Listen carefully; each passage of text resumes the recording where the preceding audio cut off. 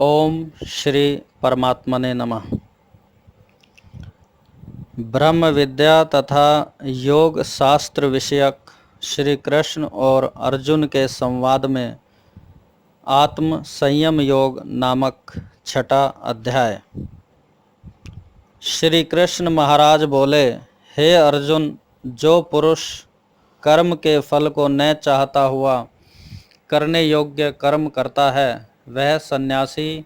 और योगी है, और केवल अग्नि को त्यागने वाला सन्यासी योगी नहीं है, तथा केवल क्रियाओं को त्यागने वाला भी सन्यासी योगी नहीं है। इसलिए हे अर्जुन, जिसको सन्यास ऐसा कहते हैं उसी को तू योग जान, क्योंकि संकल्पों को न त्यागने वाला कोई भी पुरुष योगी नहीं होता। समत्व बुद्धि रूप योग में आरूढ़ होने की इच्छा वाले मननशील पुरुष के लिए योग की प्राप्ति में निष्काम भाव से कर्म करना ही हेतु कहा है, और योगारूढ़ हो जाने पर उस योगारूढ़ पुरुष के लिए सर्व संकल्पों का अभाव ही कल्याण में हेतु कहा है। जिस काल में न तो इंद्रियों के भोगों में आसक्त होता है तथा न कर्मों में ही आसक्त होता है, उस काल में सर्व संकल्पों का त्यागी पुरुष योगारूढ़ कहा जाता है। यह योगारूढ़ता कल्याण में हेतु कही है। इसलिए मनुष्य को चाहिए कि अपने द्वारा अपना संसार समुद्र से उद्धार करे और अपने आत्मा को अधोगति में ना पहुँचावे, क्योंकि यह जीवात्मा आप ही तो अपना मित्र है और आप ही अपना शत्रु है, अर्थात और कोई दूसरा शत्रु या मित्र नहीं है। उस जीवात्मा का तो वह आप ही मित्र है कि जिस जीवात्मा द्वारा मन और इंद्रियों सहित शरीर जीता हुआ है, और जिसके द्वारा मन और इंद्रियों सहित शरीर नहीं जीता गया है, उसका वह आप ही शत्रु के सदृश शत्रुता में वर्तता है। हे अर्जुन, सर्दी गर्मी और सुख दुख आदि को में तथा मान और अपमान में जिसके अंतःकरण की वृत्तियां अच्छी प्रकार शांत हैं अर्थात विकार रहित हैं, ऐसे स्वाधीन आत्मा वाले पुरुष के ज्ञान में सच्चिदानंद घन परमात्मा सम्यक प्रकार से स्थित है, अर्थात उसके ज्ञान में परमात्मा के सिवा अन्य कुछ है ही नहीं। ज्ञान विज्ञान से तृप्त है अंतःकरण जिसका, तथा विकार रहित है स्थिति जिसकी, और अच्छी प्रकार जीती हुई हैं इंद्रियां जिसकी, तथा समान है मिट्टी पत्थर और सुवर्ण जिसके, वह योगी युक्त अर्थात भगवत की प्राप्ति वाला है, ऐसे कहा जाता है। जो पुरुष सुहृदय मित्र वैरी उदासीन मध्यस्थ द्वेषी और बंधुगणों में तथा धर्मात्माओं में और पापियों में भी समान भाव वाला है, वह अति श्रेष्ठ है। इसलिए उचित है कि जिसका मन और इंद्रियों सहित शरीर जीता हुआ है, ऐसा वासना रहित और संग्रह रहित योगी अकेला ही एकांत स्थान में स्थित हुआ निरंतर आत्मा को परमेश्वर के ध्यान में लगावे। शुद्ध भूमि में कुशा मृगछाला और वस्त्र हैं, उपरोपरि जिसके ऐसे अपने आसन को न अति ऊंचा और न अति नीचा स्थिर स्थापन करके और उस आसन पर बैठकर तथा मन को एकाग्र करके चित्त और इंद्रियों की क्रियाओं को वश में किया हुआ अंतःकरण की शुद्धि के लिए योग का अभ्यास करे। उसकी विधि इस प्रकार है कि काया सिर और ग्रीवा को समान और अचल धारण किए हुए दृढ़ होकर अपनी नासिका के अग्रभाग को देखकर अन्य दिशाओं को न देखता हुआ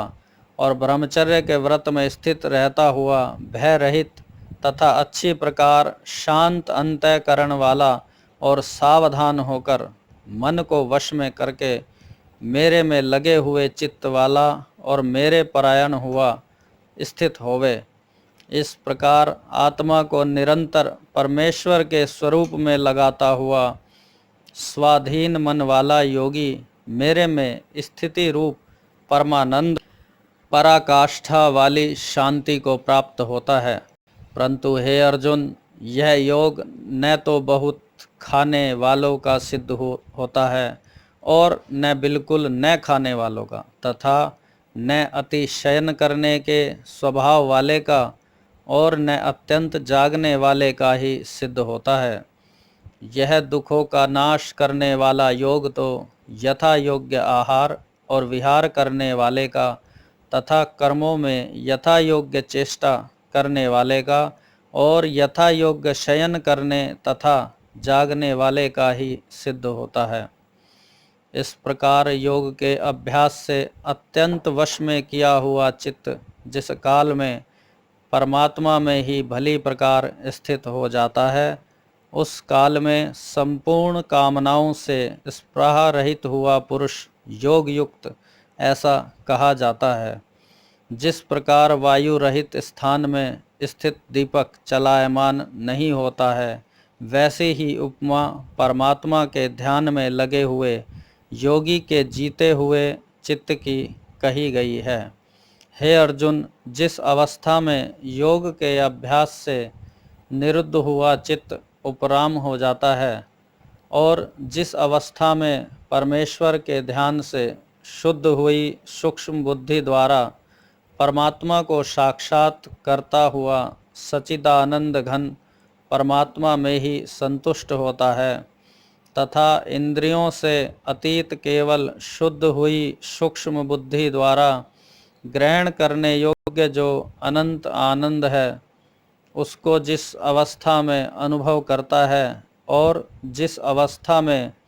स्थित हुआ वह योगी भगवत स्वरूप से ही नहीं चलायमान होता है और परमेश्वर की प्राप्ति रूप जिस लाभ को प्राप्त होकर उससे अधिक दूसरा कुछ भी लाभ नहीं मानता है, और भगवत प्राप्ति रूप जिस अवस्था में स्थित हुआ योगी बड़े भारी दुख से भी चलायमान नहीं होता है, जो दुख रूप संसार के संयोग से रहित है तथा जिसका नाम योग है, उसको जानना चाहिए। वह योग न उकताए हुए चित्त से अर्थात तत्पर हुए चित्त से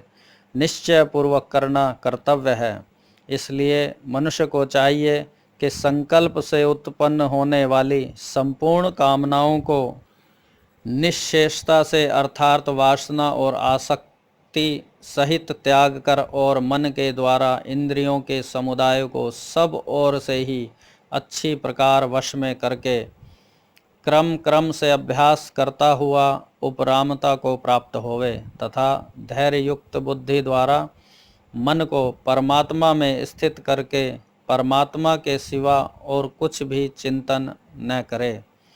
परंतु जिसका मन वश में नहीं हुआ हो, उसको चाहिए कि यह स्थिर न रहने वाला और चंचल मन जिस जिस कारण से सांसारिक पदार्थों में विचरता है, उससे रोककर बारंबार परमात्मा में ही निरोध करे। क्योंकि जिसका मन अच्छी प्रकार शांत है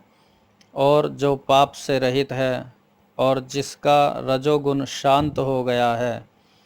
ऐसे इस सच्चिदानंद घन ब्रह्म के साथ एक ही भाव हुए योगी को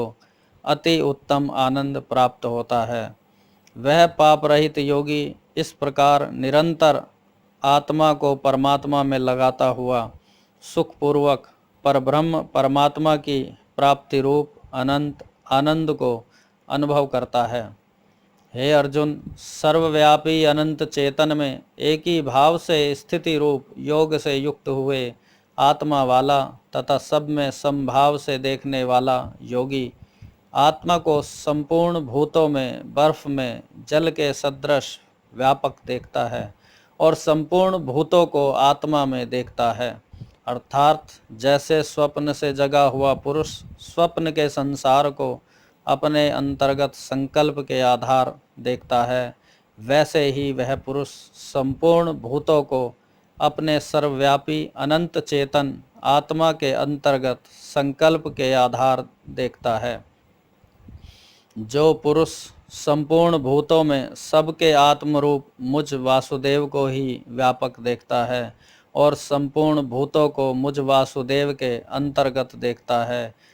उसके लिए मैं अदृश्य नहीं होता हूँ और वह मेरे लिए अदृश्य नहीं होता है, क्योंकि वह मेरे में एक ही भाव से स्थित है। इस प्रकार जो पुरुष एक ही भाव में स्थित हुआ संपूर्ण भूतों में आत्म रूप से स्थित मुझ सच्चिदानंद घन वासुदेव को भजता है, वह योगी सब प्रकार से वर्तता हुआ भी मेरे में ही वर्तता है, क्योंकि उसके अनुभव में मेरे सिवा अन्य कुछ है ही नहीं। हे अर्जुन, जो योगी अपनी सादृश्यता से संपूर्ण भूतों में सम देखता है और सुख अथवा दुख को भी सब में सम देखता है, वह योगी परम श्रेष्ठ माना जा गया है। इस प्रकार भगवान के वाक्यों को सुनकर अर्जुन बोला, हे मधुसूदन, जो यह ध्यान योग आपने समत्व भाव से कहा है, इसकी मैं मन के चंचल होने से बहुत काल तक ठहरने वाली स्थिति को नहीं देखता हूँ, क्योंकि हे कृष्ण, यह मन बड़ा चंचल और प्रमथन स्वभाव वाला है तथा बड़ा दृढ़ और बलवान है, इसलिए इसका वश में करना मैं वायु की भांति अति दुष्कर मानता हूँ। इस प्रकार अर्जुन के पूछने पर श्री कृष्ण भगवान बोले, हे महाबाहो, निस्संदेह मन चंचल और कठिनता से वश में होने वाला है, परंतु हे कुंती पुत्र अर्जुन, अभ्यास अर्थात स्थिति के लिए बारंबार यत्न करने से और वैराग्य से वश में होता है, इसलिए इसको अवश्य वश में करना चाहिए, क्योंकि मन को वश में न करने वाले पुरुष द्वारा योग दुष्प्राप्य है, अर्थात प्राप्त होना कठिन है, और स्वाधीन मन वाले प्रयत्नशील पुरुष द्वारा साधन करने से प्राप्त होना सहज है। यह मेरा मत है। इस पर अर्जुन बोले, हे कृष्ण, योग से चलायमान हो गया है मन जिसका, ऐसा शिथिल यत्न वाला श्रद्धा युक्त पुरुष योग की सिद्धि को अर्थात भगवत साक्षात्कारता को न प्राप्त होकर किस गति को प्राप्त होता है।